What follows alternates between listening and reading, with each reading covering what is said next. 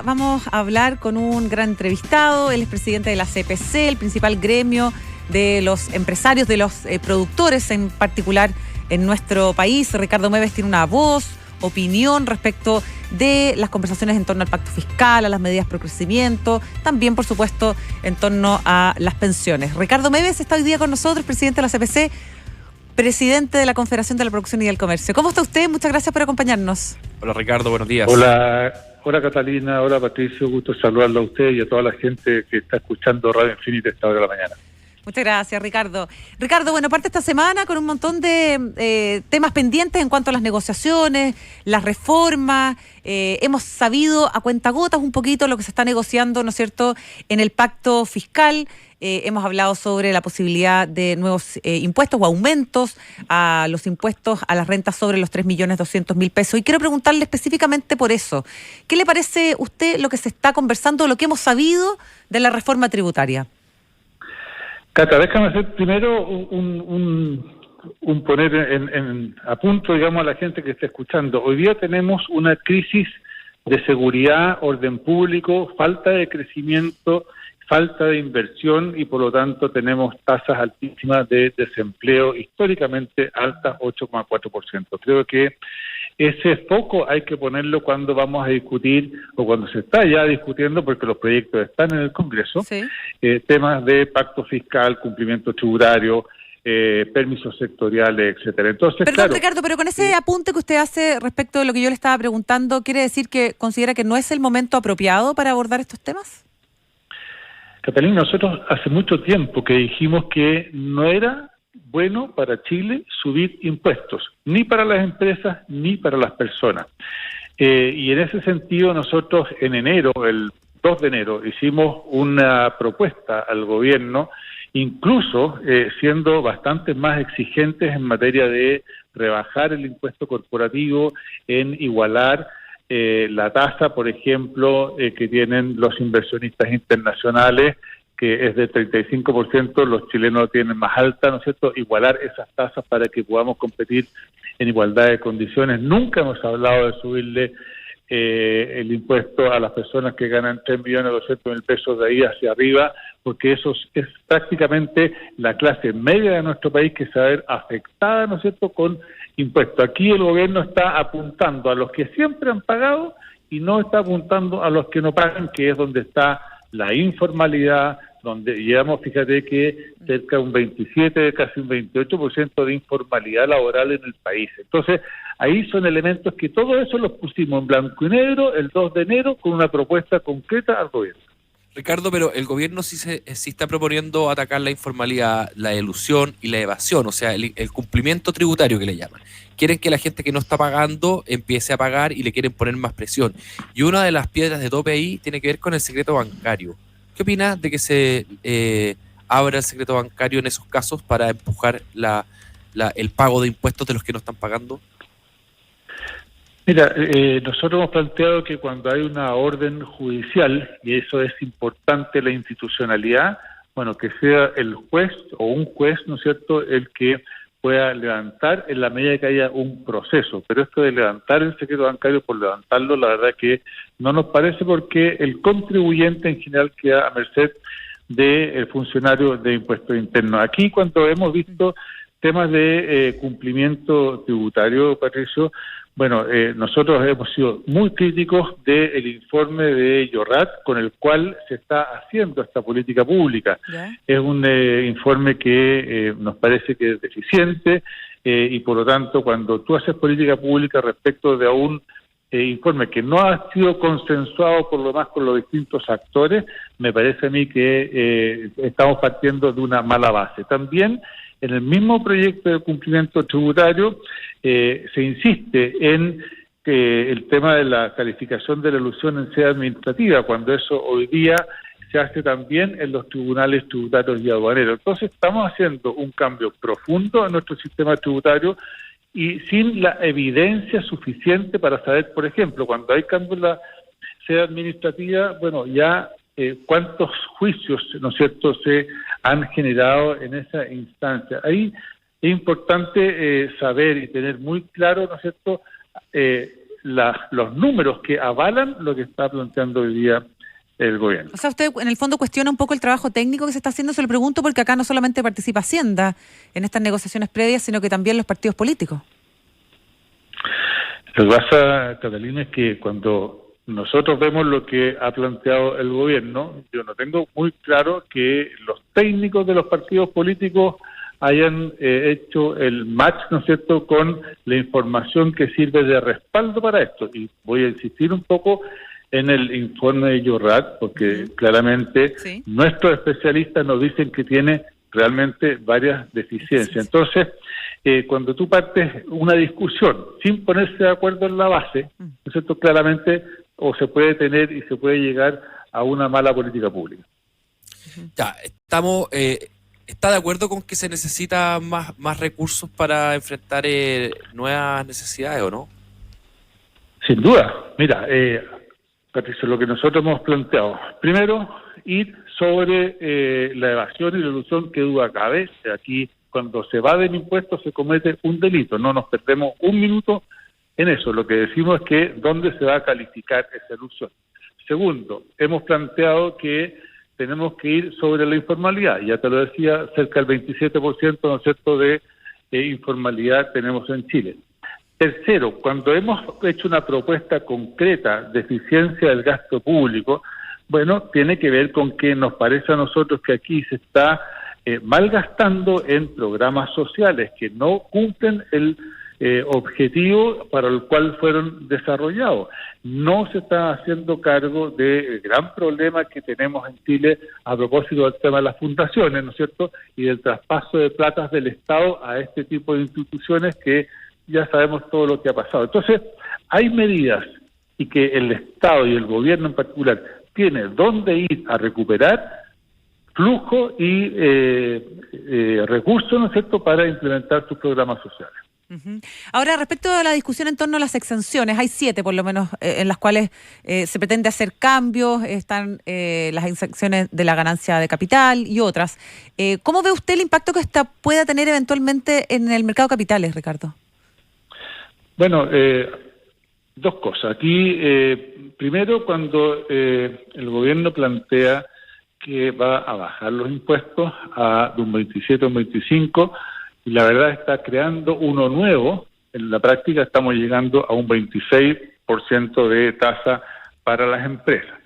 Lo segundo, el impuesto al capital. Bueno, lo que le ha dado dinamismo al sistema de capitales en Chile, ¿no es cierto?, tiene que ver con la tasa que hoy día se paga, que es del 10%. Me parece a mí que nosotros tenemos que tener un sistema tributario competitivo, y cuando miramos lo que pasa en Perú y otros países de la región, ni siquiera irnos hacia otro lado, bueno, vemos que si se sube el impuesto al 22%, como lo está planteando el gobierno, creemos que vamos a quedar mal respecto a la competitividad que tiene que tener el sistema tributario con los países de la región. Entonces, es complejo ese planteamiento, podría debilitar el mercado de capitales cuando le ponemos un impuesto que va muy por sobre lo que está pagando el resto del sector. Y hay un par de medidas más que también ponen en riesgo el dinamismo del mercado de capitales, Ricardo, porque, por ejemplo, en DFL2, que hoy día uno puede tener dos departamentos de DFL2, reconocer esos ingresos pero no tributar porque quedan exentos, se propone bajar a 1. Cuando uno compra un departamento y pide un crédito hipotecario, puede rebajar los intereses como parte del global complementario. Eso también se estaría cambiando. Además, hay fondos de inversión que adentro financian desarrollo inmobiliario, financian renta inmobiliaria, y eso dinamiza el mercado de capitales. Si le subimos los impuestos a eso, también afectamos el sector inmobiliario, que está golpeado. ¿Cómo recibió el sector inmobiliario todo esto, estas medidas, propuestas? Mira, a ver, quiero ir un poquito al inicio de esta conversación porque eso es súper importante tenerlo claro. Aquí urge la necesidad de recuperar el crecimiento económico y la inversión y el empleo. Con estas medidas que se están planteando, claramente van en sentido inverso. El crecimiento que hoy día estamos previendo para este año, cercano al 2%. El tendencial también va en la misma línea. Venimos con un año 2023 en la cual el crecimiento fue un menos 0,2. Entonces, la pregunta que yo hago es que, y la exigencia que debiéramos hacer todos los chilenos son realmente medidas pro crecimiento del gobierno, y todas las que hemos estado hablando realmente no van en esa línea, y eso nos preocupa. Chile necesita crecer, necesita atraer inversión para que realmente podamos generar mayores puestos de trabajo, cosa que hoy día no está ocurriendo, y vemos que está todo ahí, en ralentí de alguna manera, la economía no está creciendo, y eso realmente nos puede complicar en el mediano y largo plazo. Le quería preguntar, Ricardo Mede, respecto de un tema y un planteamiento que usted pone sobre la mesa al comienzo de esta conversación, que tiene que ver con la seguridad, con la llegada del crimen organizado a nuestro país, a pesar de que solo hace algunos meses atrás eso era absolutamente descartado. Ya sabemos que el Tren de Aragua está operando en Chile, no nos olvidemos que en septiembre del año pasado autoridades de gobierno decían que eso no pasaba en nuestro país, y no han pasado ni 5 meses y ya estamos hablando de operaciones derechamente y asesinatos en nuestro territorio. ¿Cómo impacta esto al comercio, a las compañías y empresas que usted representa en la CPC, Ricardo Mede? ¿De qué manera eso se traspasa también a mayores costos, a mayores inversiones que tengan que hacer hoy día las empresas asociadas precisamente a este tema de seguridad que enfrentamos? Mira, ese tema la verdad que desde nuestro punto de vista es gravísimo lo que estamos viendo, y esto genera también algunas medidas que a las propias empresas le está imponiendo el gobierno, como por ejemplo empresas de la minería que están siendo consideradas estratégicas, le obliga a tener guardias incluso armados. Eso la verdad es que es perder un poquitito la visión de cuál es el rol del Estado en materia de seguridad, y que no puede ser traspasado al sector privado, porque es el gobierno, es el Estado el que tiene el privilegio del uso de la fuerza y no el sector privado. Por lo tanto, para nosotros es tremendamente complejo, porque esto genera desincentivos a la inversión. Cuando un inversionista, tanto nacional como extranjero, ven dónde invertir sus recursos, lo primero que va a hacer es tener claridad respecto de la seguridad de él, de su familia, de su empresa. No podemos estar que se tomen, ¿no es cierto?, o se saqueen supermercados, como ya lo hemos visto, o bien tengamos secuestros por encargo, o sencillamente una práctica que ha sido habitual en otros países en materia de delincuencia. Eso preocupa muchísimo a todo el mundo que quiere invertir, y es un freno sin lugar a duda para las actividades industriales, para el turismo. O sea, claramente ya hemos tenido un par de alertas internacionales, ¿no es cierto?, que le dicen a sus connacionales que tengan cuidado cuando vienen a Chile, porque hay un nivel alto de delincuencia. Eso no nos había ocurrido nunca, no puede ser. Aquí el Estado y el gobierno tienen un rol preponderante. El gobierno, el comité, el ejecutivo, el poder legislativo también, en apurar las leyes que están que todavía no salen. Por ejemplo, tenemos pendiente una ley de incendio, ¿no es cierto?, que no aumenta las penas y no va a generar una instancia para que el Ministerio Público pueda detener y condenar a las personas que causan incendios y no han sido puestos o no han sido detenidos en forma infragante. En fin, tenemos problemas de seguridad muy, muy complejos en Chile, y es el Estado el que nos tiene que garantizar a todos los ciudadanos la seguridad, porque no puede ser posible que alguien que va desde su trabajo a su casa o viceversa, ¿no es cierto?, eventualmente sea vulnerado. A propósito de lo que usted mencionaba de los incendios en Valparaíso, han continuado los incendios forestales en Tirúa. Hay varias declaraciones de personas que han seguido esta situación durante años y dicen que nunca han visto tantos focos de manera simultánea. ¿Qué hay detrás de esto, Ricardo Mede? Bueno, si ustedes se acuerdan, había un dicho: o te robo o te quemo, en la región, y eso hoy día lo sabemos, y hoy día se está quemando, ¿no es cierto? ¿Por qué? Porque se generó la ley de robo de madera, que ha sido exitosísima. En 18 meses ha bajado de 82 millones de dólares el robo de madera a cerca de 14 millones de dólares. O sea, ha sido realmente una muy buena ley. Y claramente eso tiene que pasar también, bueno, con los incendios, pero como no califican las pruebas para el Ministerio Público y para los jueces, ¿no es cierto?, cuando no es alguien pillado en forma infragante, y las cámaras de vigilancia y los drones que utilizan las empresas, bueno, claramente ahí tenemos que cambiar la legislación, y yo creo que hay que aprovechar esta ley de incendio que hoy día se está discutiendo en el Congreso para generar ese nivel probatorio para estas personas que están quemando. Claramente eso es intencional, eso es, para nuestro gusto, un acto de terrorismo, porque claramente esos incendios que hoy día se están dando en la zona sur del país pueden aumentar, ¿no es cierto?, a otras regiones y tener una situación muy, muy compleja en todo el país. Estamos conversando con Ricardo Meves, presidente de la CPC. A propósito de incendios, Ricardo, estamos recién empezando el proceso de reconstrucción en Valparaíso. Se estima que va a costar como entre 700 y 1.000 millones de dólares. Es un montón de plata, hay mucho esfuerzo, hay muchas familias damnificadas ahí. Y quería preguntarle cómo están colaborando como empresariado en esa enorme tarea.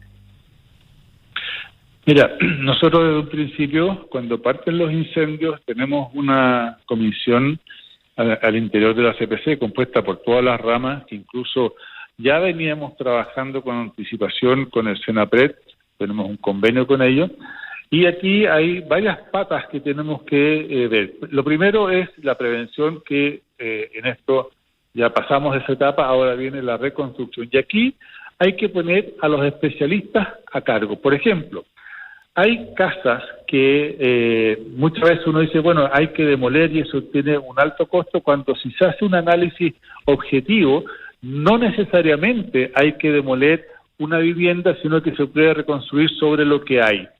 Y en ese sentido tenemos que hacer el análisis, y el gobierno aquí tiene un rol específico para que nos diga a nosotros en qué área poder realmente ayudar. Catalina, Patricio, sí. Hay empresas mineras que están esperando información para poder ayudar. Hay distintos tipos de empresas que a través de desafíos, a través de distintas organizaciones, han estado ayudando en todo el proceso de la emergencia y ahora tienen toda la disposición, a través incluso de la Cámara Chilena de la Construcción, de generar espacios de apoyo, de hacer pilotos para ver cuál es la mejor solución. Pero aquí se requiere de la voluntad del gobierno, de la claridad del gobierno respecto a dónde y qué cosas hay que hacer, porque hay que solucionar problemas. Aquí hay viviendas, ¿no es cierto?, que se quemaron, que eran viviendas formales y que cumplían con toda la normativa, pero hay un sector muy importante de tomas de campamentos que, bueno, el gobierno tiene que tomar definiciones respecto de qué es lo que va a hacer con ellos para que nosotros realmente podamos entonces también participar en la ayuda.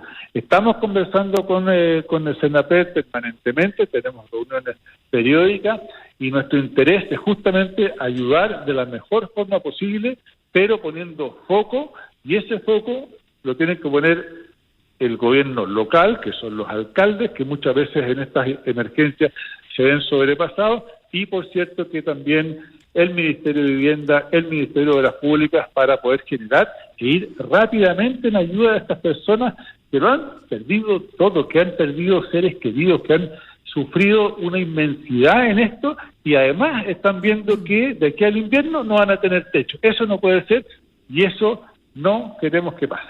Muy bien, Ricardo Meves, presidente de la CPC, con sus definiciones al comienzo de este mes de marzo. Muchas gracias por haber estado hoy día con nosotros en Más que Números. Gracias, Ricardo. Buen día. Gracias, Catalina. Mucho éxito. Gracias, que tenga buena jornada. jornada. Nos vemos. Buenos días. Son las 9 de la mañana con 26 minutos.